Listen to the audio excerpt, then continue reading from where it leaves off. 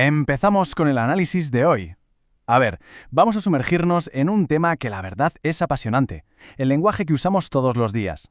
Rara vez le prestamos la atención que merece, ¿verdad? Solemos pensar, bueno, es solo una herramienta práctica para comunicarnos y ya está. Pero, ¿qué va? Es muchísimo más que eso. Es literalmente un gigantesco y vibrante museo vivo de la historia humana. O sea, cada palabra que sale de nuestra boca es como un artefacto antiguo, un artefacto que ha sobrevivido a guerras, migraciones, cambios tecnológicos y, en fin, a siglos y siglos de evolución.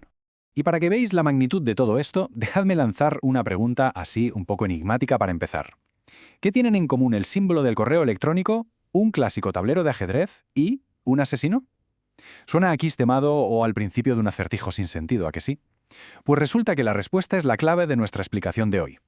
Estos conceptos, que a primera vista no pegan ni con cola, acaban entrelazados de una forma casi mágica gracias a este asombroso viaje que es la evolución lingüística. Bueno, todo el conocimiento y los datos que vamos a desgranar en esta explicación vienen de una obra fantástica, 300 historias de palabras, dirigida por Juan Gil. Y mirad, el mensaje principal con el que nos tenemos que quedar de este texto es que el léxico no es, para nada, un diccionario estático lleno de polvo en una estantería. ¿Qué va? Es un volcán en constante erupción. Las palabras cambian de forma, suenan distinto, cambian de significado, pura y simplemente porque nosotros, las sociedades que las usamos, no paramos de cambiar. De hecho, hay una cita preciosa del antiguo poeta romano Horacio que aparece justo en el prólogo del libro, y es fascinante. Él comparaba las palabras con las hojas de un bosque que caen irremediablemente en otoño para, claro, dar paso a un follaje nuevo y súper verde en primavera. Es una metáfora sencillamente perfecta. Nuestro vocabulario es el reflejo exacto de nuestra realidad humana, que está, como ya sabemos, en perpetuo y fascinante movimiento.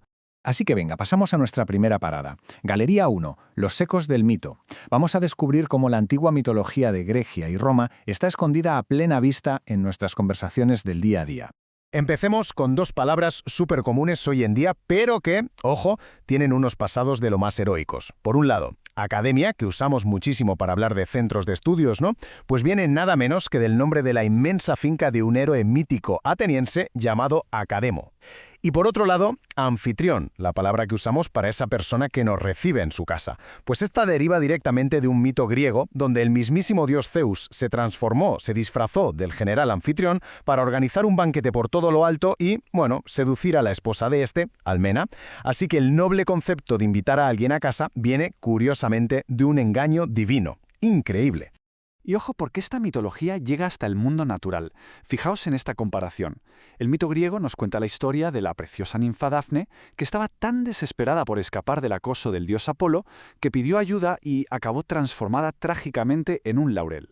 Pues bien, resulta que, a lo largo de los siglos, la etimología de la palabra griega para laurel fue cruzando fronteras, evolucionando, hasta darnos nuestra palabra actual, adelfa. Y la ironía máxima de esta botánica moderna es que la adelfa es un arbusto mediterráneo precioso, sí, pero absolutamente venenoso. Un recuerdo sutil y bastante peligroso de la trágica historia de Dafne. Y hablando de cosas temibles, si miramos la mitología clásica, encontraremos la representación original de una arpía. Para los antiguos griegos, las arpías eran unos monstruos formidables, con rostro de mujer y cuerpo de ave de rapiña.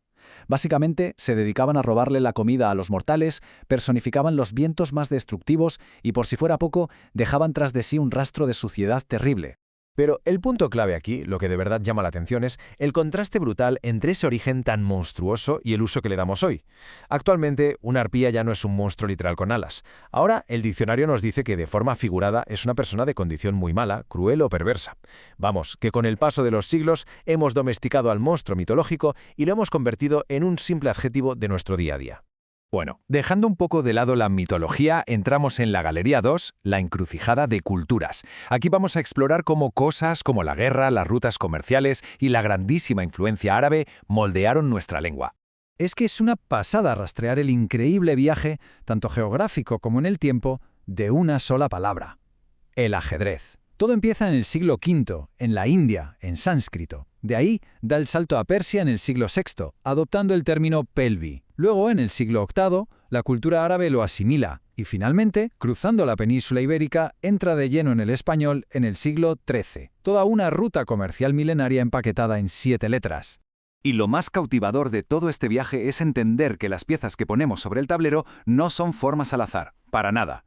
Reflejan, y además con una exactitud asombrosa, las 4 ramas del antiguo ejército indio. Fijaos, la infantería son nuestros peones, la caballería, lógicamente, los caballos, los elefantes de guerra, que son los que hoy llamamos alfiles, y por último, los carros de combate, que con los años terminaron siendo nuestras torres.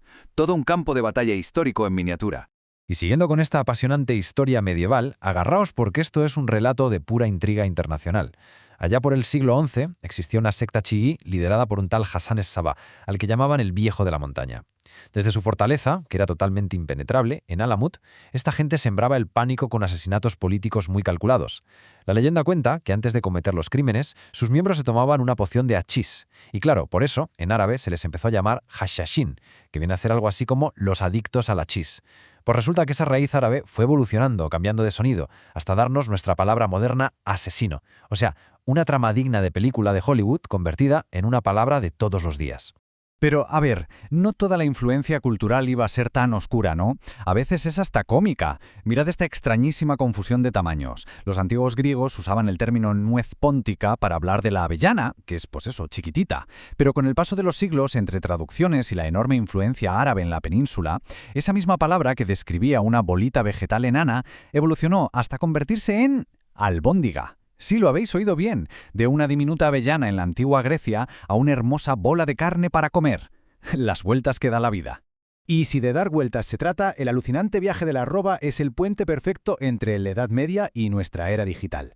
Y todo en 3 sencillos pasos. Paso 1, tenemos la palabra árabe rub, que simplemente significaba una cuarta parte. Paso 2, esa palabra se asienta en la Castilla medieval como una unidad para pesar cosas en el campo, la famosa arroba. Y paso 3, siglos más tarde, cuando los informáticos anglosajones necesitaban un símbolo raro para las primeras máquinas de escribir y los teclados de ordenador, van y rescatan este antiguo y casi olvidado signo comercial. Hoy, bueno, ya lo sabéis, es el símbolo imprescindible de nuestros correos electrónicos. Es increíble ver cómo el pasado más remoto renace en pleno mundo virtual, ¿verdad? Llegamos a nuestra última parada. Galería 3, evoluciones extrañas y errores. Esta sección es una maravilla, dedicada a esas palabras que han dado un giro de 180 grados por culpa de metáforas, teorías médicas anticuadas o directamente malentendidos graciosísimos. Para empezar, tenemos un salto de significado sencillamente colosal. Originalmente, la palabra árabe, hur, se refería al noble acto de darle la libertad a un esclavo. Pero, a medida que pasaban las generaciones, esa idea de librarse de algo empezó a usarse para decir que te librabas de hacer un trabajo innecesario o, muy importante, de un gasto económico. Y de ahí, ¡pum!, nace el verbo que hoy conocemos como ahorrar. Pasó de describir la liberación de un ser humano a ser el pilar de nuestras cuentas bancarias. ¡Casi nada! Y a ver, ¿alguna vez os habéis preguntado de dónde viene el nombre del color amarillo? Un color que todos asociamos con la luz, la alegría, pues el proceso es de traca. Paso 1. La palabra latina amarus significaba literalmente amargo. Paso 2. En la medicina antigua, que se basaba en la teoría de los humores, decían que la grave enfermedad de la ictericia se producía por un exceso de bilis amarga. Paso 3. Como muchos sabréis, la ictericia te pone la piel de un tono amarillento, como cetrino. Y así llegamos al paso 4. A partir de esa triste y dolorosa raíz latina que significaba amargura, acabó naciendo nuestro luminoso y alegre color amarillo. Lo que son las cosas. Pero bueno, no todas las sorpresas de esta sección vienen de la medicina. Los incansables esfuerzos de San Pablo, que se pasaba los días predicando y escribiendo sus famosas epístolas por Asia Menor, provocaron un giro lingüístico bastante cómico, y que seguro que él jamás se imaginó.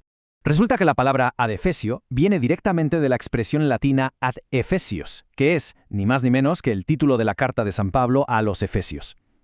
Originalmente, como muchas veces la gente de a pie ignoraba las recomendaciones de las Escrituras o les parecían inútiles, se puso de moda la frase hablar a los Efesios para decir que alguien estaba soltando un rollo inútil, que no le hacían caso.